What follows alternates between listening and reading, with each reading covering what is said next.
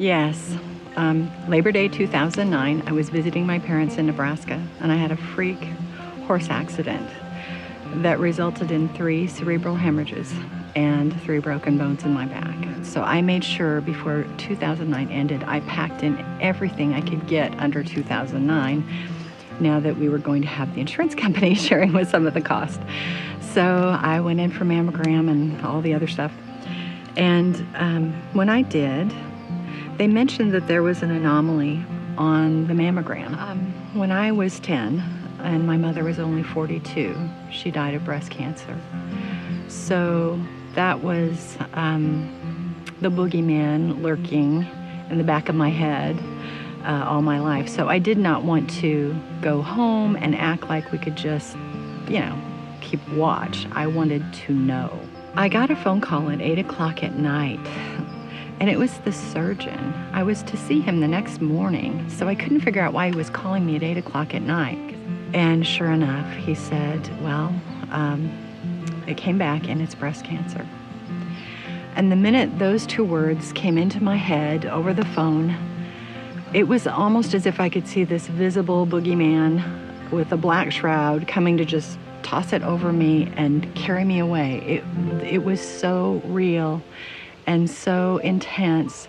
And I began praying immediately, and I said, God, if you don't protect me, if you don't help me, this will carry me away. Went in the next morning, and when I went in, he apologized. He said, I'm so sorry. I should not have called you last night. And I said, no, I am so glad you called me last night. And I want to tell you that just like Job, that which I have feared has come upon me.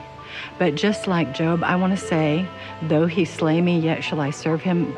God's in control of this, and I'm okay. It's all right. I'm not terrified. It's going to be okay. And he started laughing, and I thought, okay, he thinks I'm a loony bin, which, okay. But he said, I'm reading Job right now. And we both did that, like high five. So we're in this together. God's got this. We're gonna just trust God. We're gonna go through with this and trust God. So he recommended a lumpectomy. And so I went in for a lumpectomy and thought, okay, the worst is over. So he recommended a second surgery, a second lumpectomy. And he said, you get to decide.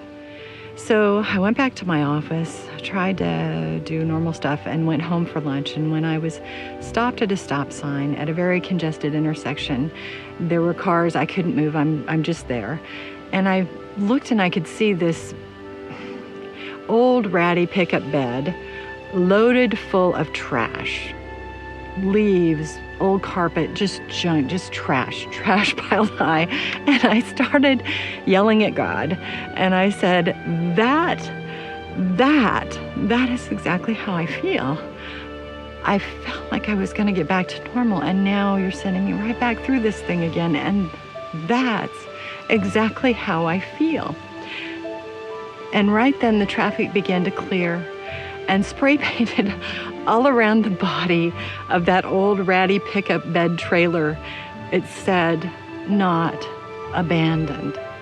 And I sat there and read those words and started laughing and crying. And people probably thought I was some sort of a crazy lady, but I knew that I was not abandoned, that it's okay, that I just needed to keep walking.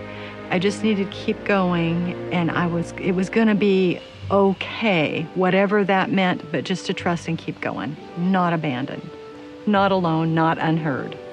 Well, in 2006, I had this big, bland, beige tablecloth that was kind of boring, and I got this bright idea that I would start recording our family Christmases on a tablecloth with something that would connect us with the year. So in 2006, we did all of our handprints around like a pretty little flower. And then I marked the girls' birthdays. And 2009, right before Christmas, there's a horse head to remind me of the horse accident, because I thought that was the big thing. But 2010, I embroidered the year in red stitches, because to me, that year was a year that I just kind of staggered through. I don't like to get through anything. I like to enjoy and just celebrate everything, because I know that time is, we think we have all the time in the world, but we don't. You know, I think that going through what is, number one, your biggest fear in your whole life is a huge thing. To realize that you can confront it and get through it. But the other part is having gone through and sat in waiting rooms and seen what I've seen. When you rub elbows with suffering in that degree, it changes you forever, because you can't see someone suffering and not care. And you can't receive those little acts of kindness and not know that they are the world when they're happening. So it's changed me in that I move slower, I look longer, I hug harder, and I treasure people more than I ever did before that happened, because you realize tomorrow's not a guarantee. Let's make the most of today. So this was the dull and boring tablecloth that I went ahead and began in 2006, telling the story of our Christmases. We had a little granddaughter with her little hand in the middle, which is so adorable. And then the houses, all the different things. 2009 had a horse in front of it to remind me of that awful horse wreck that I had and the lovely recovery I made. And then we got to 2010, my youngest granddaughter's first Christmas, and I communicated that year in red stitches, because it was a year that, yes, had to be stitched and put together again, but we got to it. And the good news is there's lots more behind that, and even more to come.